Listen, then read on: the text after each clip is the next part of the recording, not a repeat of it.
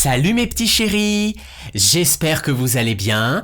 Alors en ce moment, on parle énormément du business des influenceurs et évidemment, personne ne m'a demandé mon avis. Donc, je vais le donner. Cette semaine était diffusé un complément d'enquête sur le business des influenceurs et franchement, ça donne envie de s'arracher les cheveux à la cire brûlante et de quitter cette planète sur le champ. Promotion de la chirurgie esthétique, vente de produits dangereux ou contrefaits, arnaque au CPF, il coche toutes les cases. Ah, dans ce métier, on dirait qu'il faut cocher pour réussir. Alors, qui sont ces gens?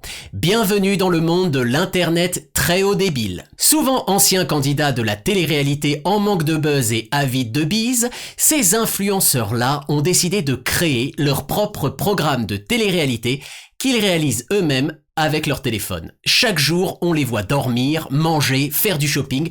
Toute activité est bonne pour un selfie, car ce sont des gens très selfistiqués. Leur secret, nous faire rentrer dans leur intimité, au propre comme au figuré. S'ils pouvaient, ils partageraient leur dernière coloscopie en story. #colostory. L'important, c'est de tout faire pour qu'on ne décroche jamais nos yeux de l'écran, faisant du plein avec du vide jusqu'à l'abrutissement, convertissant le moindre spectateur en abonné, en fan captif. Parce qu'ensuite, on le sait, être un fan libéré, c'est pas si facile. Cela suffit-il à les rendre riches et puissants? Oui. Car pour les marques, ils constituent une véritable mine d'or où chacun peut s'en mettre plein les pioches, creusant toujours plus jusqu'à toucher le fond. Les meilleurs amis des influenceurs, ce sont les... J'ai pas bien compris, Alexandra. Les... Ah! Voilà. Et peu importe la qualité ou la dangerosité des produits, les influenceurs vantent leurs bénéfices propres et surtout les vendent pour leurs propres bénéfices. Et sournoisement, presque chaque message renferme un code promo, chaque post contient une pub, c'est comme ça avec les poupées ruses, y compris les pires arnaques. Car tout est bon pour faire du fric chez les Instagratteurs. Ils veulent le leur et l'argent du leur. Et le Graal de ce métier, partir vivre à Dubaï, l'oasis de la superficialité, l'île de l'incantation publicitaire, pour mener une existence douce, paisible, ensoleillée et surtout défiscalisée. Alors aujourd'hui, mes chéris, je vous emmène voir mon fiscaliste qui me permet de pas payer d'impôts.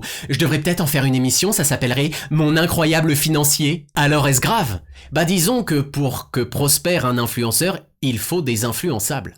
Et dès lors qu'on les laisse entrer dans nos vies, qu'on se laisse happer à regarder fréquemment parader ces parasites par réel intérêt ou par curiosité malsaine, bah ça finit par nous influencer. Soit par des injonctions physiques, soit par ce sentiment que jamais rien n'est assez, qu'il nous en faut toujours plus. Et tout est calculé sur Instagram pour que nos désirs d'achat brûlent et que nos instincts crament.